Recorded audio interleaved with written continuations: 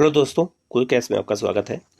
हम लोग current affair की सीरीज लगातार अपने चैनल के माध्यम से आप लोगों को तक पहुंचाने का काम कर रहे हैं, क्योंकि 12 फरवरी को पेपर है और करंट अफेयर के हर पॉइंट को, हर सेक्शन को ध्यान में रखते हुए हम लोग करंट अफेयर लगातार बना के अपने चैनल के माध्यम से आप तक पहुंचाने का जो कार्य कर रहे हैं वो लगातार जारी है। और आज हम लोग कुछ और नए क्वेश्चन पे डिस्कशन करेंगे जो काफ़ी इंपॉर्टेंट क्वेश्चन हैं, और उनको आप लोग नोट करिएगा। लगातार आप प्रैक्टिस करते रहिएगा, जिससे क्वेश्चन करंट अफेयर गलत ना होने पाए। हम लोग चलते हैं कि क्वेश्चन की ओर। पहले क्वेश्चन की ओर चलते हैं हम लोग। पहला क्वेश्चन है आपकी स्क्रीन पर कि पहली बार चंद्रमा पर सोडियम की प्रचुरता का मानचित्रण किस मिशन के ऑर्बिटर में लगे एक्सरे ने स्पेक्ट्रोमीटर क्लास द्वारा किया गया है। ये मिशन जो है जो शुरू किया गया है, ये चंद्रमा पर सोडियम की खोज की गई है। तो पूछा जाएगा एग्जाम में को किस मिशन ने खोजा है और किस मिशन के एक्सरे के द्वारा उस जो है पता लगाया गया है। तो चार ऑप्शन है इसमें। पहला ऑप्शन है चंद्रयान 2, चंद्रयान 1, आदित्य L1 या चांग E5। इनमें से कौन सा आंसर होगा? तो इसका आंसर जो होगा वो है आपका चांग E5। चांग E5 जो है ये चाइना का चंद्रमा मिशन का नाम है, और यही जो है पता लगाया है चंद्रमा पर सोडियम के पर्याप्त भंडार हैं। तो एग्जाम में ऐसे क्वेश्चन आते हैं साइंस टेक से जोड़ करके, जो है स्पेस से जोड़ करके, तो आपसे गलत ना होने पाए, आप इसको नोट करते रहिएगा। दूसरा क्वेश्चन है किस राज्य ने सौर कृषि आजीविका योजना की शुरुआत की है? ये आपसे क्वेश्चन पूछा जाएगा कि कृषि के क्षेत्र में कौन सा ऐसा राज्य है जिसने सौर ऊर्जा को बढ़ावा देने के लिए, कृषि के क्षेत्र में सौर ऊर्जा का उपयोग करने के लिए सौर कृषि आजीविका योजना की शुरुआत की है? तो इसके चार ऑप्शन हैं। पहला है उत्तर प्रदेश, दूसरा है आपका पंजाब, तीसरा राजस्थान और चौथा है मध्य प्रदेश। तो इसका जो आंसर होगा वो हो जाएगा राजस्थान। इसका जो शुरुआत है वो राजस्थान ने किया है सौर ऊर्जा को बढ़ाने के लिए, कृषि क्षेत्र में इसका उपयोग करने के लिए। तो इस तरह के क्वेश्चन एग्जाम में आते हैं तो गलत होने का चांस ज़्यादा होता है, क्योंकि सारे स्टेट जो है कृषि प्रधान होते हैं, तो उसमें कन्फ्यूजन हो जाता है। तो ये आप लोग रट लीजिएगा कि यह सौर ऊर्जा के क्षेत्र में कृषि को जो है बढ़ाने के लिए किसने योगदान शुरू किया है ये योजना? तो ये राजस्थान ने किया है। तीसरा क्वेश्चन है हाल ही में किस देश के साथ भारत ने मिसाइलों और हथियार प्रणालियों के निर्यात के लिए समझौता किया है? वो कौन सा ऐसा देश है जिसके साथ भारत ने अभी हाल में किया है? और वो देश बहुत लाइमलाइट नहीं है, लेकिन फिर भी ऑप्शन देखिए आप। पहला ऑप्शन है ईरान, दूसरा है रूस, तीसरा है आर्मेनिया और चौथा है नेपाल। तो इनमें किसके साथ भारत ने जो है मिसाइलों का समझौता किया? तो आपको लगेगा रूस हो सकता है या ईरान हो सकता है, लेकिन इसका आंसर है आर्मेनिया। आर्मेनिया के साथ समझौता किया गया है, और आर्मेनिया जो है एक काकेशस देश कहलाता है। ये काला सागर और भूमध्य सागर के बीच में है, और आर्मेनिया और अजरबैजान आजकल चर्चा में रहे हैं, क्योंकि इनके बीच में युद्ध भी हो चुका है कुछ क्षेत्रों को लेकर के। तो इसलिए आर्मेनिया बहुत इंपॉर्टेंट है, और आर्मेनिया के साथ भारत ने जो है ये मिसाइलों का परीक्षण, मिसाइलों से हथियारों के जुड़े हुए निर्यात का समझौता किया है। ऐसा समझौता इसलिए किया गया क्योंकि आर्मेनिया का समर्थन एक तरह से भारत ने कर दिया है, और एक तरह से अगर देखा जाए तो जो अजरबैजान है जिसके साथ आर्मेनिया का युद्ध चल रहा है, उसका समर्थन तुर्की और पाकिस्तान ने किया है। और कई हथियार अपने गाजी, बाबर, तमाम हथियार में जो है पाकिस्तान ने वो अजरबैजान को निर्यात किया है। तो हमने जो है आर्मेनिया को निर्यात किया है, उसी के साथ हमने समझौता किया। तो ऐसे क्वेश्चन एग्जाम में पूछे जा सकते हैं। चौथा क्वेश्चन है विधवाओं बुनकरों, ताड़ी निकालने वालों और एड्स रोगियों की आर्थिक मदद के लिए किस राज्य की सरकार ने आसरा पेंशन योजना की शुरुआत की है? यह ऐसा वर्ग है जिसको किसी न किसी की आसरा की आवश्यकता होती है, चाहे वो वृद्ध हो, विधवा हो, बुनकर हो। ताड़ी निकालने वाले, एक पेड़ होता है खजूर का, उसमें ताड़ी निकलता है, तो उसको निकाल करके लोग पीते हैं गाँव में। तो उनके लिए आसरा योजना की शुरुआत किसने किया है, यह आपसे पूछा जा सकता है। और इसका ऑप्शन है बिहार, उत्तर प्रदेश, पंजाब या तेलंगाना? तो इसका जो आंसर होगा वो है आपका तेलंगाना। तेलंगाना की सरकार ने जो है ये निर्णय लिया है कि हम ऐसे असहाय लोगों के लिए आसरा योजना की शुरुआत कर रहे हैं और उनको हम पेंशन की आर्थिक मदद करेंगे पेंशन के रूप में। ठीक है। पांचवा क्वेश्चन है,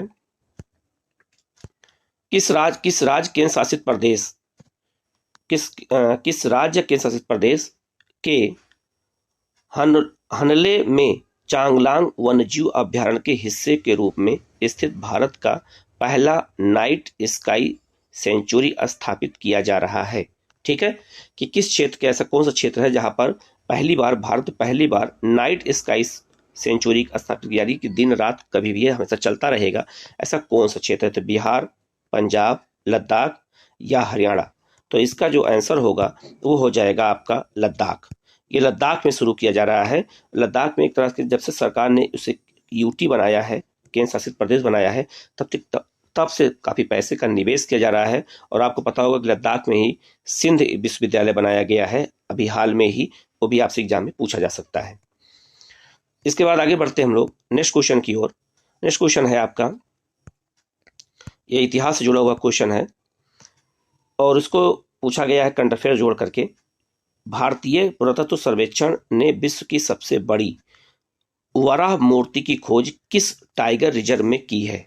ये क्वेश्चन अभी बहुत चर्चा का विषय रहा है और ये है आपका पहला ऑप्शन है इसका Madhavgarh tiger reserve, Pakke tiger reserve, Dudhwa tiger reserve या काजीरंगा टाइगर रिजर्व? तो इसका आंसर हो जाएगा बाघोगढ़ टाइगर रिजर्व, जो मध्य प्रदेश में है। और यहीं पर जो है सरकार ने अभी, और भारतीय पुरातत्व सर्वेक्षण विभाग और मध्य प्रदेश की सरकार ने मिल करके ये कुछ जो है यहाँ पर गुफाओं की खोज की है और वराह मूर्ति का पता लगाया है, जो काफी पुरानी मूर्ति रही है। ये चर्चा का विषय हो सकता है, आपसे एग्जाम में पूछा जा सकता है ये। नेक्स्ट क्वेश्चन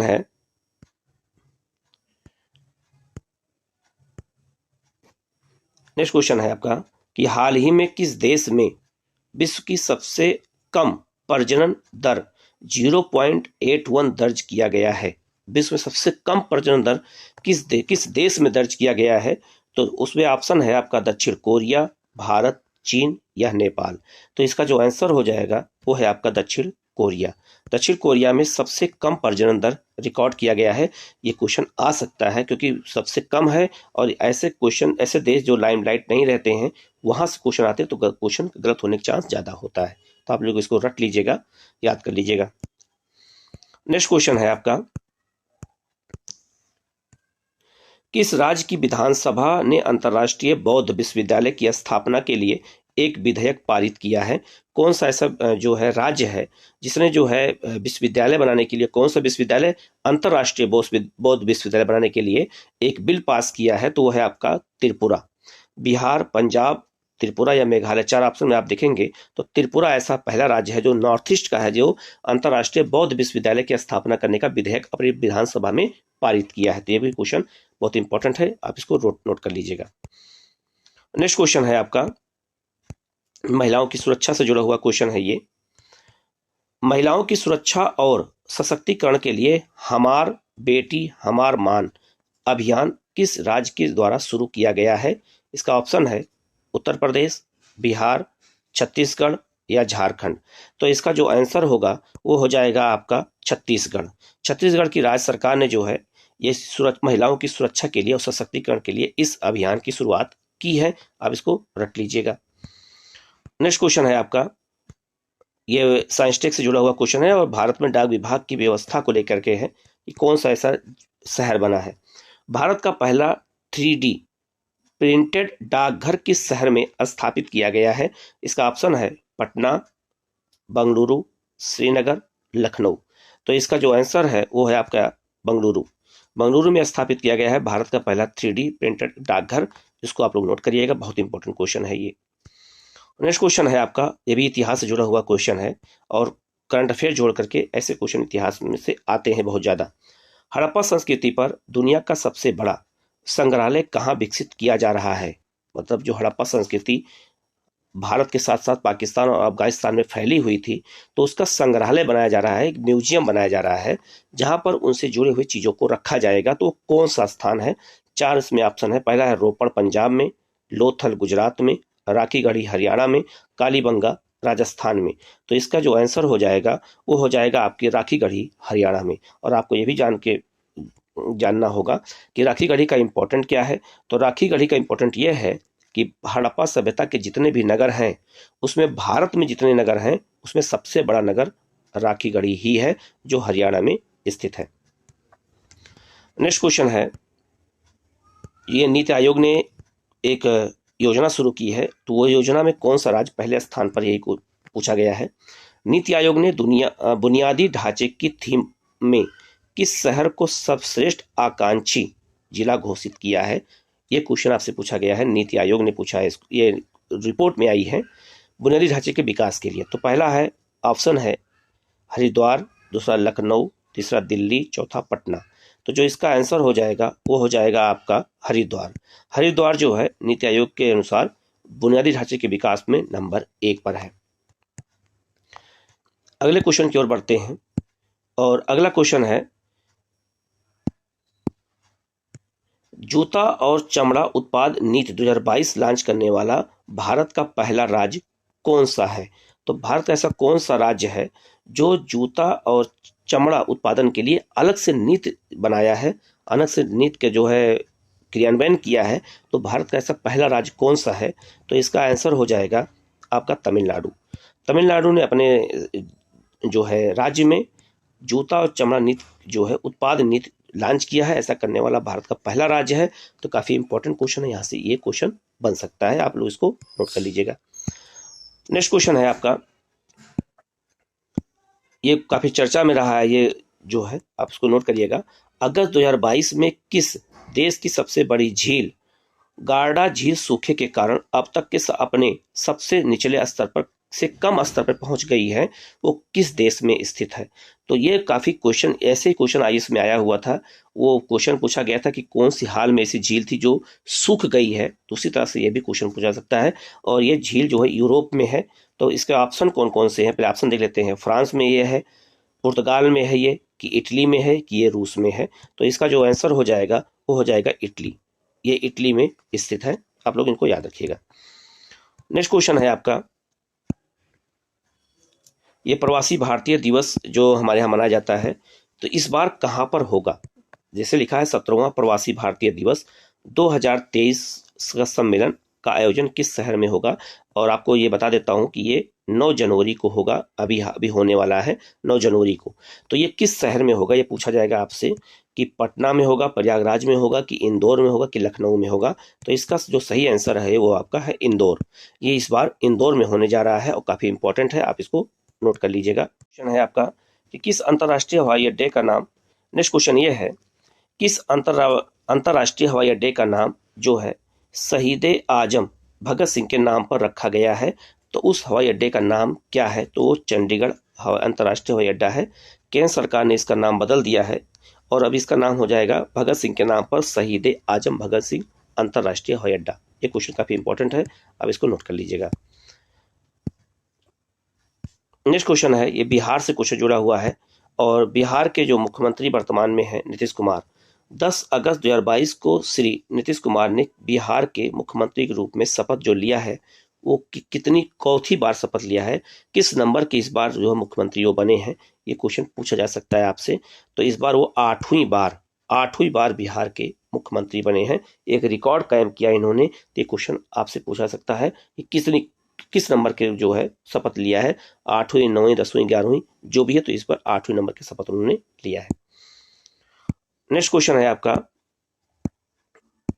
ये एजुकेशन से जुड़ा हुआ क्वेश्चन है कि शिक्षा मंत्रालय द्वारा जारी राष्ट्रीय संस्थागत रैंकिंग फ्रेमवर्क 2022 में किस संस्थान को प्रथम स्थान प्राप्त हुआ है। तो नीति आयोग, ये शिक्षा विभाग मंत्रालय द्वारा और नीति आयोग दोनों मिलकर रिपोर्ट बनाते हैं, लेकिन इसमें मुख्य भूमिका शिक्षा मंत्रालय की होती है। और इसमें जो है कौन सा ऐसा विश्वविद्यालय है, ऐसा यूनिवर्सिटी है, ऐसा कौन सा संस्थान है जो सबसे नंबर 1 पर है। तो इसका जो आंसर हो जाएगा वो हो जाएगा आपका आईआईटी मद्रास। इसने पहला स्थान अपने जो है इस रैंक में प्राप्त किया है। नेक्स्ट क्वेश्चन है, हाल ही में किस देश की संसद ने वर्क फ्रॉम होम को कानूनी अधिकार बनाने के लिए एक कानून पारित किया है, ऐसा कौन सा देश है? तो है नीदरलैंड। नीदरलैंड ने अपने देश में जो वर्क फ्रॉम होम होता है, अगर मान लो कोरोना हो गया है, कोई और बीमारी आ जाए, तो उसके लिए एक कानून ही बना दिया कि घर पे रोक लेके काम करेंगे और कैसे काम करेंगे, और जो है जिससे उनका आवर गिना जा सके और जो है किसी तरह का कोई प्रॉब्लम ना होने पाए, तो इसको लेकर के कानून बनाया गया है। और नेक्स्ट क्वेश्चन है,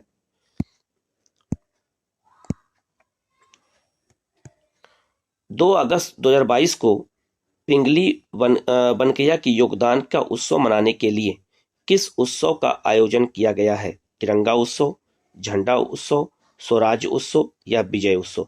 तो तिरंगा उत्सव मनाने का निर्णय लिया गया है। किसके उपलक्ष्य में? तो पिंगली बनकैया। ये कौन है? पिंगली बनकैया ने ही भारतीय जो तिरंगा है उसको डिजाइन इन्होंने ही किया था।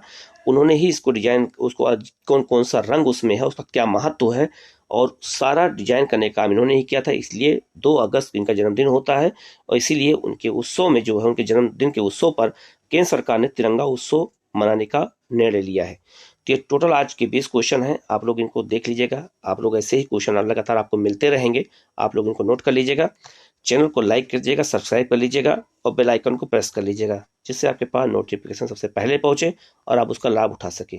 किसी क्वेश्चन में अगर आपको डाउट हो तो आप जो है कमेंट बॉक्स में कमेंट कर सकते हैं, आपको उसका आंसर बताया जाएगा। Okay, thank you.